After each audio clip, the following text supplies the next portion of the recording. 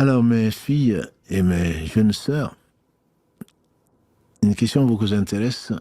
Et on porte des faux ongles, m'a-t-on dit, et des faux cils, et on fait les ablutions, sachant que les ablutions ne sont pas valables, et on fait la prière. Donc, quel est le statut de cela? Le statut, c'est que si les ablutions ne sont pas valables, pourquoi? Parce que l'eau, les savants sont unanimes pour dire que l'eau doit toucher à tous les membres. Si ce n'est pas le cas, y compris les ongles. C'est pour cela que le vernis paraît-il halal, je n'y crois pas. L'expérience, en tout cas ça dépend peut-être des marques, l'expérience a été faite et l'eau ne passe pas. Je ne veux pas casser le commerce de qui que ce soit, mais en tout cas vérifie-le au moins. Si l'eau ne touche pas les ongles, les ablutions ne sont pas valables. Les cils, c'est pareil.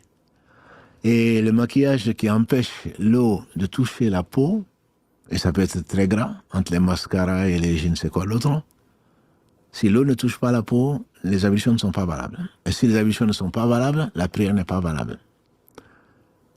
Si tu ne le sais pas, ta prière n'est pas valable. Elle va te manquer certainement au jour du jugement dernier, quand Dieu dira aux anges de regarder le livre de la prière. S'il est bon, Allah accepte tout. S'il n'est pas bon, s'il n'est pas complet, Allah demande que l'on rajoute les prières surrogatoires. Ce jour-là, tu vas regretter d'être maquillé, d'avoir raté une prière à cause de l'apparence, pour faire la belle. Ce jour-là, tu sauras que ce bas monde ne représente rien et que personne, ceux qui t'ont entraîné, ceux qui t'ont dit que tu étais belle et ceux qui t'ont entraîné dans le péché ne pourront rien pour toi. Ils prendront quand même la faute. Ce qui n'amenderaient en rien, c'est que tu vas prendre comme péché. Pire, c'est que le fait de savoir que tes ablutions ne sont pas valables, que ta prière n'est pas valable, que tu l'as fait quand même, c'est un péché. Et quel grave péché. C'est-à-dire c'est comme si tu voulais tromper Allah et tromper les croyants. Si tu trompes les croyants, jamais tu ne pourras tromper Allah. La définition de ça, on appelle ça les hypocrites. Et l'hypocrisie majeure même. Donc il faut faire vraiment très très attention. Non seulement ta prière n'est pas valable parce que les ablutions ne sont pas valables, mais en plus de cela, tu prends un très grand péché. C'est désobéir à Allah sciemment en faisant ce qu'il a ordonné, comme si tu te moquais de la religion.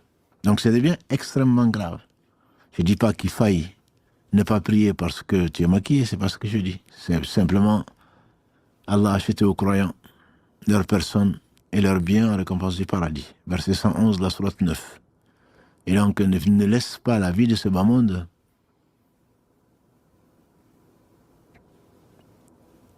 t'emporter vers la désobéissance à Allah et le châtiment qui risque de découler de cela. La vie de ce bas monde ne représente pas grand-chose. Donc il faut faire très très attention. Dans la mesure où, que tu le veuilles ou pas ma soeur, ou ma fille, tu auras préféré le regard des gens au regard d'Allah. Tu auras préféré l'amour des gens et l'amour de toi-même, si tu ne le fais pas pour les gens, à l'amour d'Allah, subhanahu wa ta'ala. D'après toi, quel pourrait être le résultat de ça? Le minimum, c'est que ce soit la nullité de ton acte. Allah qui se passe de tout te recommande, t'ordonne de faire un certain nombre de choses pour ton bien et tu vas contourner ça, je vais le faire d'un point de vue administratif, mais en réalité, je ne le fais pas et j'en suis conscient. Non. Ça, ce n'est pas raisonnable. Une autre question qui va dans le même sens qu'on m'a posé aujourd'hui, c'est par Instagram. Il y a des sœurs, paraît-il, d'après cette sœur, et je n'en doute pas, qui retardent la prière. Mais pas que les sœurs. Hein. Les sœurs, au moins, elles prient. Il y a beaucoup de frères qui ne prient même pas. Qui retardent la prière jusqu'avant la sortie de l'heure de prière. Sans raison, bien sûr. Sans raison. Celui qui a eu une seule raka avant que le soleil ne se lève a eu la prière du Fajr ou du Subh. Celui qui a eu une seule raka avant que le soleil ne se couche a eu la prière du Asr. Mais il faudrait qu'il y ait une raison. Les polythéistes ont combattu le prophète sallallahu et ses compagnons. Il a dit qu'Allah maudisse leur tombe de feu.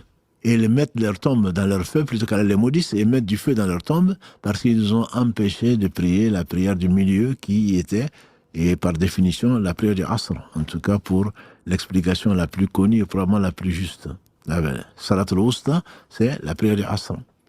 Et donc, retarder ça, c'est l'explication que les savants donnent du verset 142 de la sourate Les Femmes. La sourate Les Femmes, 142, Allah dit, en qualifiant les hypocrites, lorsqu'ils se lèvent pour la prière, ils le font paresseusement et ostensiblement devant les gens et n'invoquent Allah que très peu. Et les savants, ils ont expliqué que la prière de l'hypocrite, c'est qu'il attend que le soleil va presque se coucher. À ce moment-là, il se lève, devant les gens, ils font la prière. Ou comme l'écrit la sœur, c'est-à-dire que c'est parce que nos traditions ont bon dos.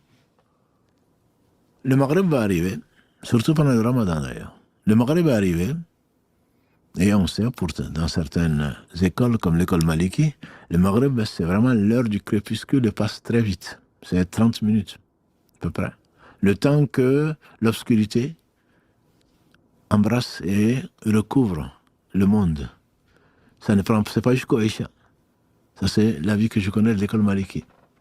D'autres disent que ça va jusqu'au Isha. Donc, après avoir mangé, et je n'attends même pas, c'est même pas quelques dates et un verre d'eau ou de lait, ils vont commencer à faire la vaisselle. Et comme c'est souvent, la famille est grande, c'est beaucoup de vaisselle. Soit on le met dans la machine, en tout cas on s'occupe jusqu'à presque l'arrivée, pour ne pas dire l'entrée de l'heure de Isha. Si tu penses que tu es encore dans l'heure, je dirais, tu restes encore désobéissant, mais au moins tu as perdu. C'est pas un péché si tu penses que tu es encore dans l'heure, mais tu as perdu ce qui est conseillé dans l'islam, c'est-à-dire dès que l'heure rentre, ce sont les meilleurs, c'est précipiter pour rencontrer Allah subhanahu wa ta'ala.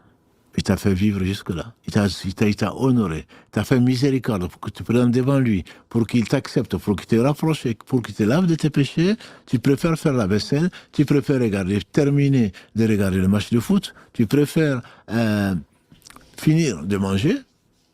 Ça, c'est une sunna quand le repas est posé. Mais pas que tu vas pas commencer à manger quand on appelle à la prière. À moins que ce soit un jour où tu meurs de faim. Quand le repas est posé, a dit le prophète, il faut manger. Ça, c'est pour te calmer, pour pouvoir être concentré dans ta prière. Donc, mettre la prière, ne pas prioriser la prière et la mettre en second plan, voire en troisième plan, n'est pas bon signe, ma soeur. N'est pas bon signe, mon frère. Ce n'est pas bon signe. Je ne te juge pas, mais ce n'est pas bon signe pour toi. La seule prière que l'on peut retarder et qu'il est même conseillé de retarder, c'est la prière du Isha. Le prophète sallam a dit à Bilal de voir que les femmes et les enfants dormaient, et il a dit ce jour-là, si je ne craignais d'imposer à ma communauté quelque chose de difficile, je leur aurais imposé de prier le Isha à cette heure-ci. Et on dit que c'était la moitié de la nuit. C'est pour cela que dans l'école de l'imam Ahmed, chez les Hanbalites, ils disent que le Isha va jusqu'à minuit, jusqu'à la moitié de la nuit plutôt. Et dans l'école Maliki, on va jusqu'au Fajr, avant que le Fajr ne rentre.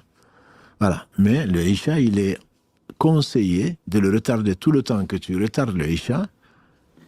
Tu es compté comme si tu étais en prière. Bien sûr, tu n'es pas en train de regarder des bêtises à la télé ou parler de choses et d'autres. Non, tu es en train de t'occuper à faire de l'adoration en attendant, parce que tu as fait exprès, parce que tu recherches la proximité d'Allah et tu veux suivre la sunna du prophète sallallahu alayhi wa sallam. Voilà. Donc, c'est la seule prière qu'il est conseillé de retarder. Wallahu a'lam.